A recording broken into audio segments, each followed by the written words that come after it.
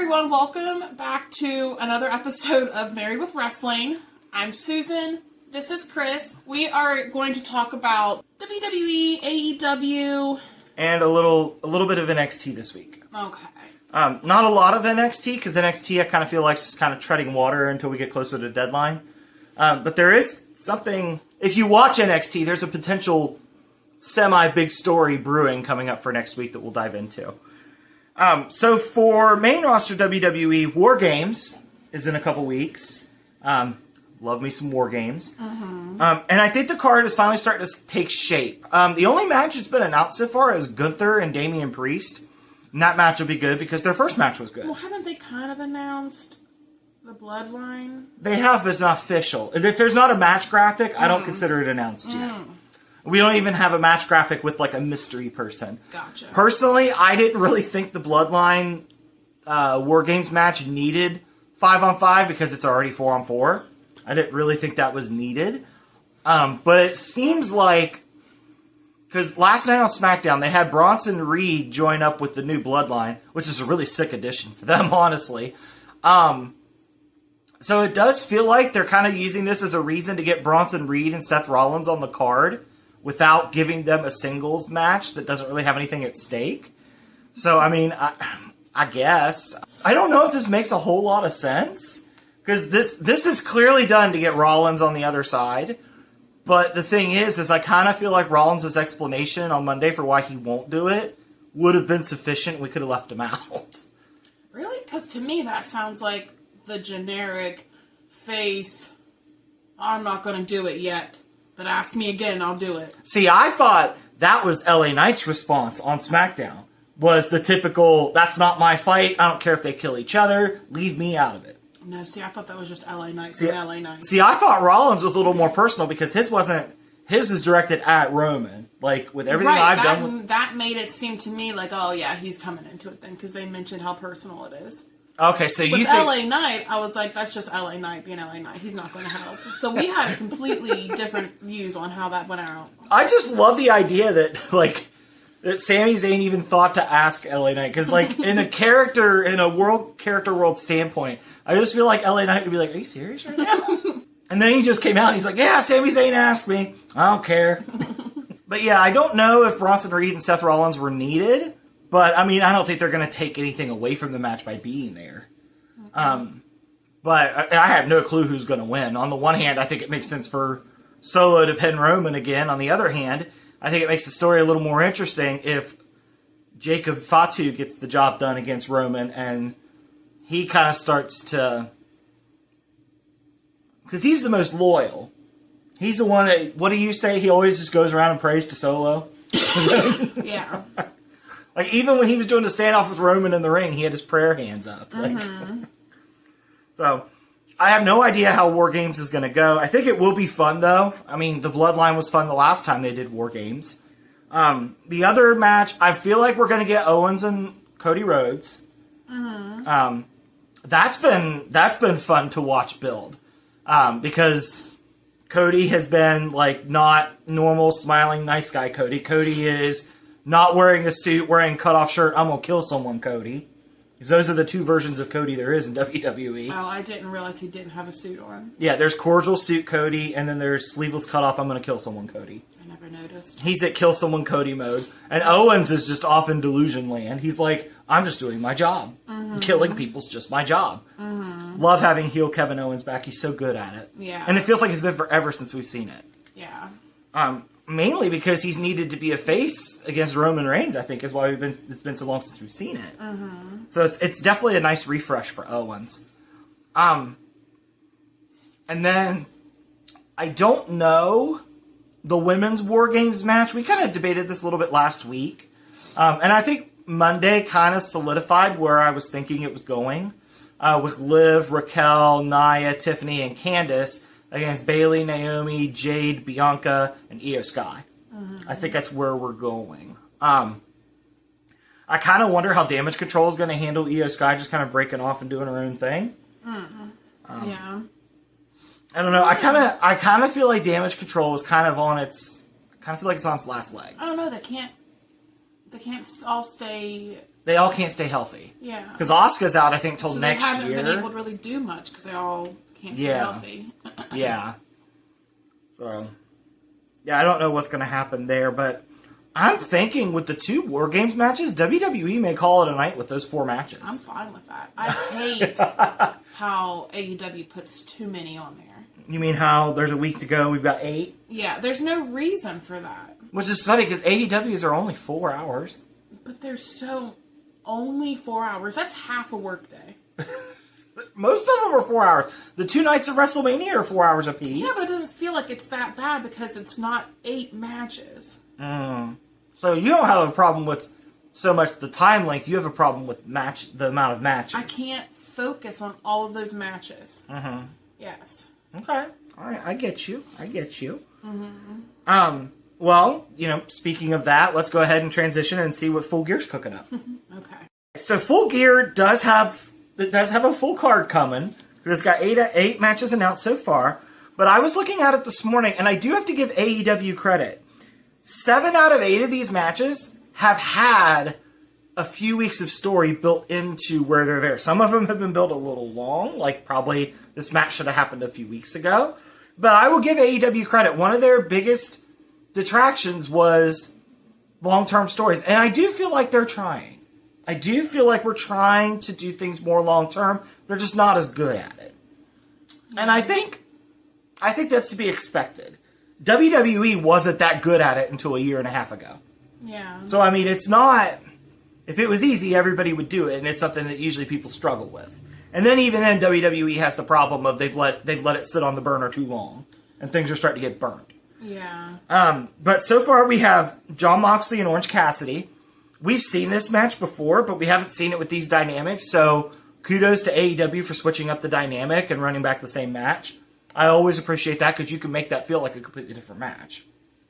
The last time they fought, it was just Lazy Cassidy, and Moxley was just like violence mode Moxley. Now we have killer mode Moxley, and Orange Cassidy still doesn't want to try, but he knows he has to. I mean, I guess, but it's still repetitive. Okay. I get annoyed if things happen more than 3 times. I don't know. Times. At this point, I have no clue who's going to take the title off of Jon Moxley. Before I got rid of my online forums, because I don't have them anymore, a lot of people were throwing around the idea that it might be Kenny Omega. Like let Moxley hold that thing for a year until Kenny's completely healed. I could see it. But I also feel like there's more not that Kenny Omega doesn't deserve it, but there's people that's been there working that probably would deserve it more than Kenny Omega at this point. Well, it's funny that you mentioned repetitive because Moxley's first title reign was ended by Kenny Omega. Yeah, AEW really likes to recycle their storylines. Which is crazy because they have enough talent to not do that. Yeah. So after that, we have Mercedes Moné and Chris Statlander. This is one that I thought would be done a couple weeks ago. I thought they would resolve it on a Dynamite. I mean, first of all, good on them for getting a pay-per-view match because they're the only women so far to have a pay-per-view match. Shocker. And what's funny is the TBS title isn't even their world title, which is hilarious. It'd be like the NXT North American Women's Championship getting a title match and the World Championship not getting one, or the NXT title not getting one. Yeah. I know they're doing it because it's Mercedes Moné. But I haven't minded this. I feel like they've done a really good job on this. I don't feel like it should have ended. This is what I want when I say I want them to build things for longer in AEW. This is what I mean. So Moné and Statlander is what you're looking for. Yes. Yeah. I've been sold on the feud for a while. I was really sold on Dynamite whenever they went crashing through a wall. If there's a feud that results people crashing through a wall, I'm down. Really? I loved it whenever they tried to hit Chris with the car. That felt very late 90s WWE. I liked it. Because the women don't really get to do that stuff in AEW, I feel like. I do think it's funny that Mercedes explained it away by saying that she can't help it if Camille's a bad driver. I thought that was a pretty funny way to explain that away. The next match, which you and I haven't watched Collision in a couple weeks, so we haven't seen this one build, but it's Jack Perry versus Daniel Garcia. But I remember a couple weeks ago online, people were talking about how Garcia would be a good candidate to dethrone Jack Perry from TNT champion. That would be a good match. It will be. Yeah. It will be. And, push Daniel Garcia. Daniel Garcia has come a long way. He's always been able to wrestle, but his promos and stuff have come a long way from when we first started watching. Like, Daniel Garcia was one of those dudes that was getting ready to go to NXT, but I feel like he probably felt that he was improving enough he didn't need the NXT system. Because I know WWE went after him. And I'm kind of surprised AEW was able to keep him. Yeah. But they also didn't do what they've done to Ricky Starks. They've kept Daniel Garcia on TV. They've put him in relevant storylines. They just put Ricky Starks away in the toy box until it's time for him to leave. Yeah. Which really sucks for Ricky Starks, but... Yeah. The other match we have announced is a 4-way tag team match. This one you said has no story, and I agree. I think this is just a chance to throw a bunch of tag teams on the card. And what I like is it's not the same typical tag teams. Like on Dynamite, House of Black and FTR wrestled, and I thought for sure, I was like, FTR's getting in that match. FTR's always around the title picture. I'm tired of House of Black losing, and then House of Black won. Yeah. So I was pretty excited about that. And Julia Hart's coming back soon. Yes. Yeah, they did tease Julia Hart. She's doing really fun, was it not promos, video packages of herself coming back. It's literally like Julia Hart is like the one that's like producing the whole thing too. Mm-hmm. And it's literally her being like a cheerleader, Julia Hart, and then she's transitioning back to like the dark House of Black person. Mm-hmm. I'm very excited for her to come back. I've always liked Julia Hart. It's nice to see her come from like beginning to kind of like blossoming, because she's somebody that we've also got to see grow. Yeah, from the AEW Dark days. And the fans got behind her too, because we've literally got to see her kind of grow up with wrestling before our eyes. Mm-hmm. Her entrance is cool in person too. Yeah, it is. Yeah, it is. But it seems like she's going to feud with Jamie Hayter, because she interrupted Jamie Hayter's promo with her vignette. That's the word we're looking for. Yes. Yeah, which I'm fine with that. That'll be fun. Neither one of them can afford to lose, but it'll be fun.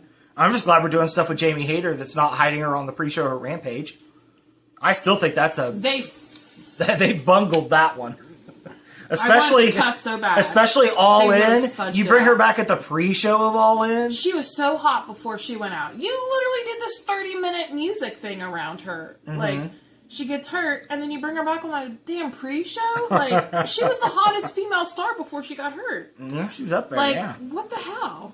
Yeah. But they don't know how to work women. It's like if you have a vagina, they don't know what to do. Poor guys. Mm-hmm. Poor men. Yeah. The Outrunners are involved in this match, which is really exciting for me. I've said for a while, belt up the Outrunners. They're fun, and we got to see them on the cruise last year. Mm-hmm. They weren't really well known. Like, I remember whenever they first came on the cruise, that first time, like, nobody really cheered for them on the cruise. They gave, like, because nobody's mean. There are no, like, mean people on the cruise. Like, you don't boo unless they're heels. Like, you're just not rude. Unless you're the overly drunk guy making suggestive comments at Jade Cargill, then you're an asshole. Well, and then the rest of the crowd, because it's just not a place for you to be rude in any way, to disrespect. Yeah. It's just a place to have fun. Mm-hmm. And they came out and they got like a happy applause, but they won people over on the boat because they party with people on the boat. Mm-hmm. Like, they were just fun. So now people would go crazy for them. Fun, yeah. People would go nuts now. They'd be like the the brothers that had the never-ending line for like the meet and greets and stuff. Oh my gosh, the Guns? With the Bang Bang, yeah, the Guns. The Guns were like, they were always a party though. Yeah, yeah. And then we have a tag team to be determined. That's going to be decided then on Collision between LFI and the Acclaimed. So we've got Roosh and Beast Mordos against the Acclaimed.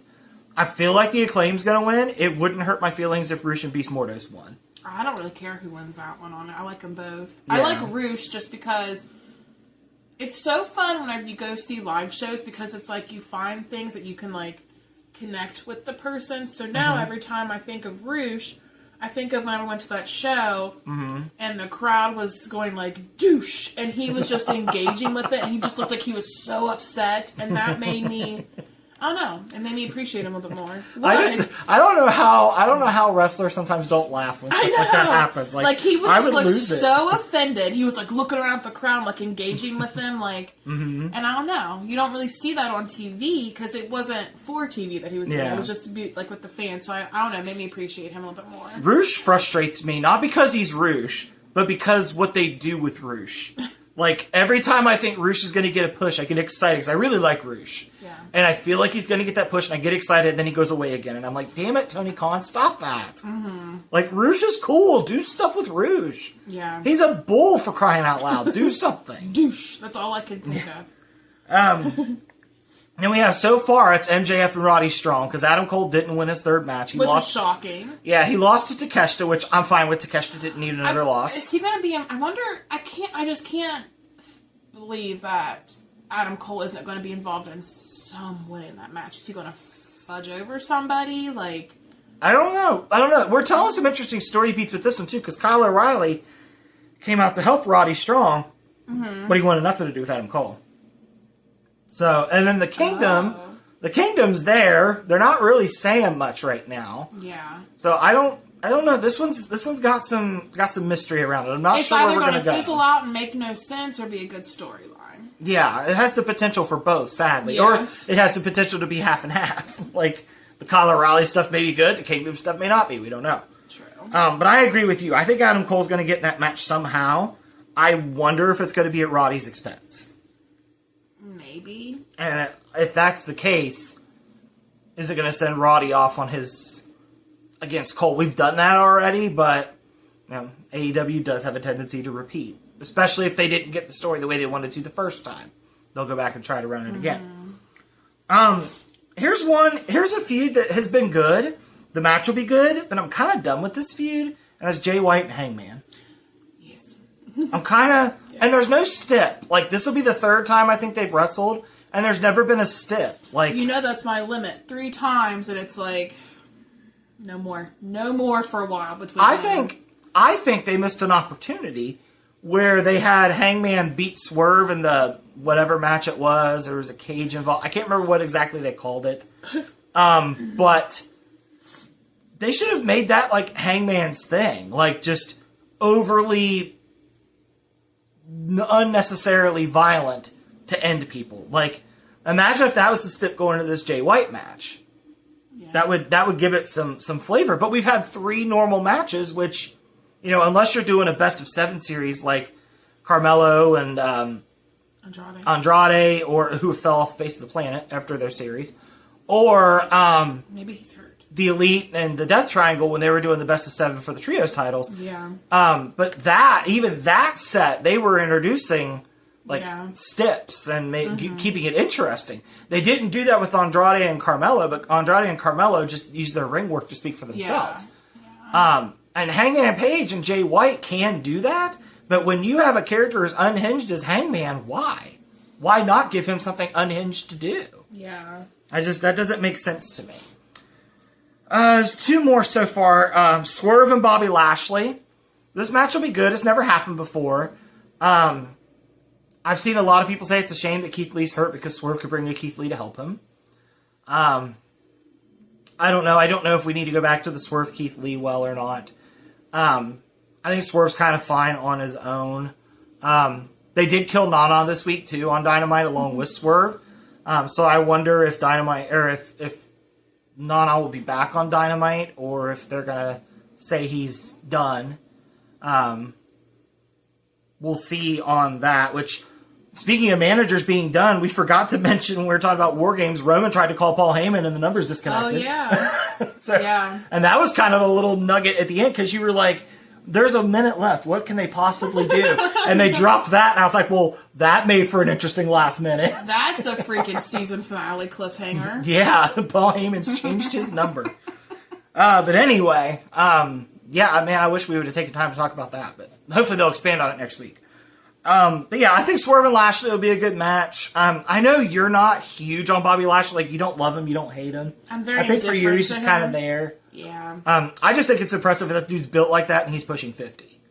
Yeah. That's pretty impressive. I mean, that is impressive. I'm 38 and I'm dumpy. He's just not my style of wrestling. Mm-hmm. I can appreciate those that would like him. Mm-hmm.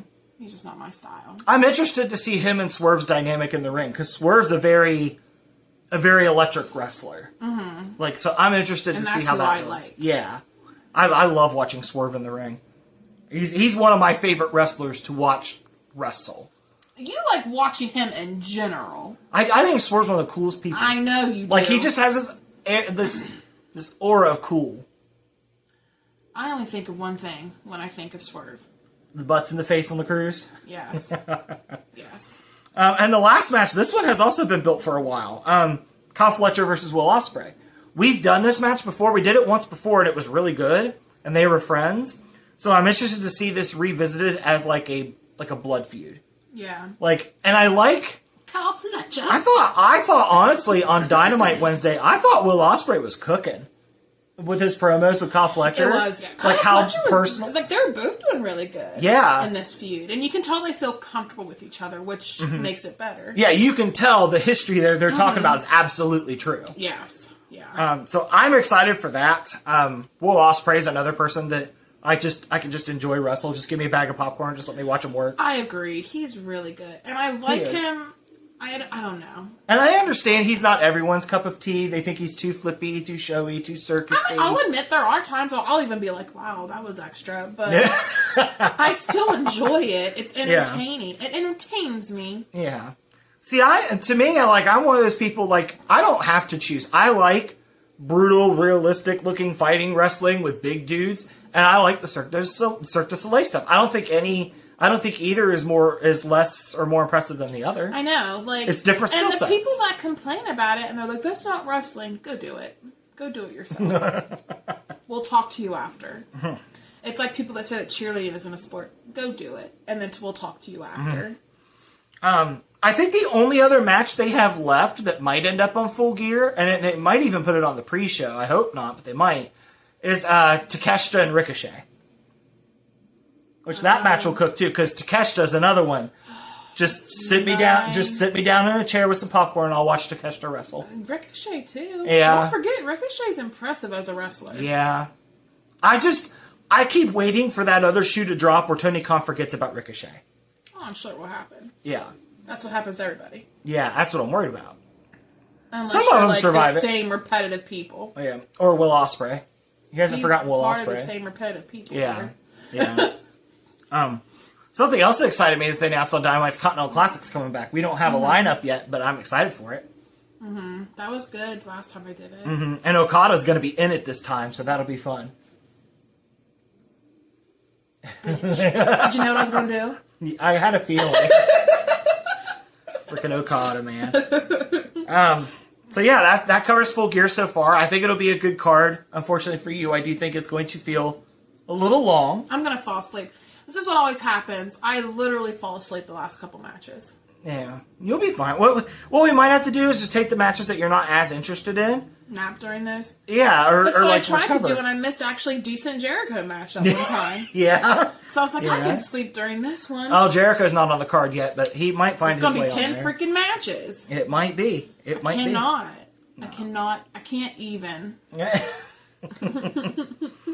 Well, let's go. There might be one where I have us save it for 24 hours and we can split it in half. Uh-huh. Well, anyway, let's go on to NXT, because like I said earlier, there is a story that if you watch NXT is semi-big. Yeah. Okay, so NXT this week. So NXT, like I said at the top of the show, is kind of just like treading water until Deadline comes around. They're doing their Iron Survivor Challenge qualifying matches.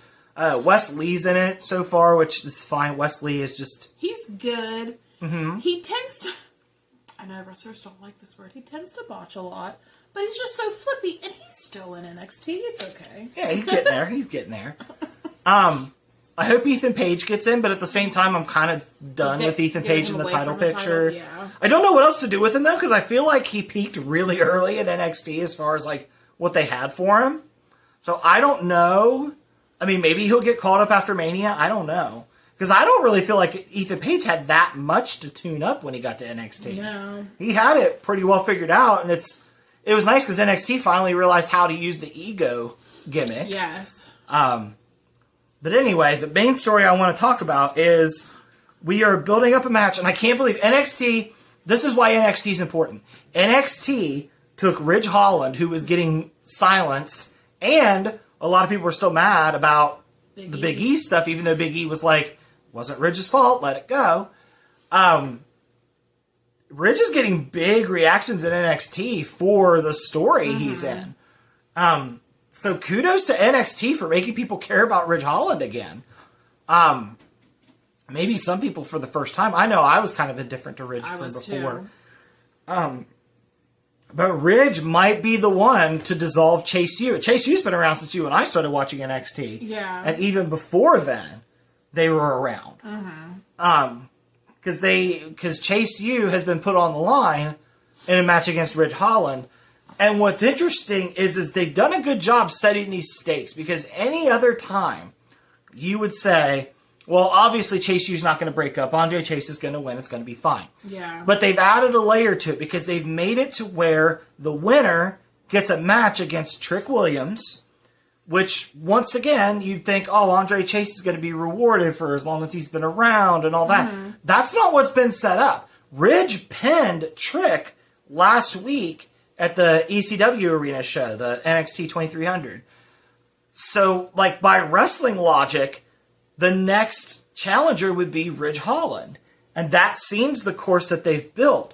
So, for me, it's extremely plausible that Andre Chase loses and Chase U disbands this week. Mm-hmm. Now, what happens to all those people? I have no idea. Maybe... I don't know. I honestly don't know. I think it might be good for some of them. Like, I don't know how it's going to fare for, like, Riley Osborne. I don't know if Riley Osborne has done enough to stand out on his own.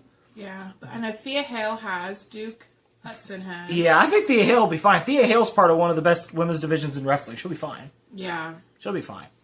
And there's a mid-card title for her to go after now if they're not ready for her to be the world title, so that'll work out good for her. I could definitely see Thea Hale being women's North American champion eventually.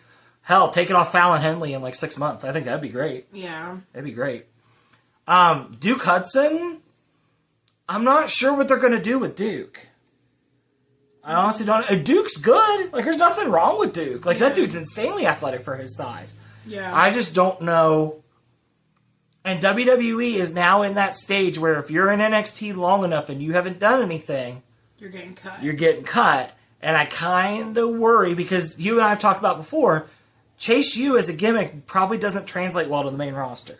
Mm-hmm. Tony D'Angelo's probably doesn't, but it's closer than Chase U is. You can have Tony D'Angelo just take out, like, the killing shit, which they haven't done that in a while anyway. You could. I mean, I guess they do have 2 bloodlines right now, which is family stories. Yeah.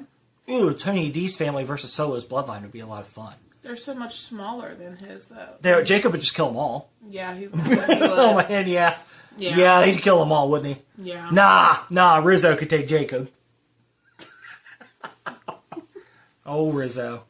I think the thing I love about Rizzo is when she talks. It is. She just seems she's so tiny and, like, blonde, and then she talks, and you're like, oh, wow, Jersey. Yeah. Oh, my God, Jersey. Yeah. Yeah, she'll just be, like, standing there, and you're like, oh. Like, she's so cute. Yeah. Tony, you don't gotta take that. Oh, my God. Jersey, yeah. Yeah. So, yeah, I think this might be the end of Chase U this week. I'm leaning 80% that Chase U's done. Hopefully they don't just cut everybody in there, but I do worry about people like Duke Hudson that have been in NXT for a while. He doesn't really wrestle that much. So I don't know that he's really, like, being primed for a call-up or anything. But, we'll see. We'll see how it plays out. NXT's pretty good at the telling stories department, so I'm sure it'll be... I'm kind of wondering if it's going to be, like, as long as they've been around, I could see NXT playing into maybe, like, trying to be a little emotional about it. Chase U? Mm-hmm. They're very dramatic. Because they're a very beloved faction. Like, they are. They have their student section. They have, like...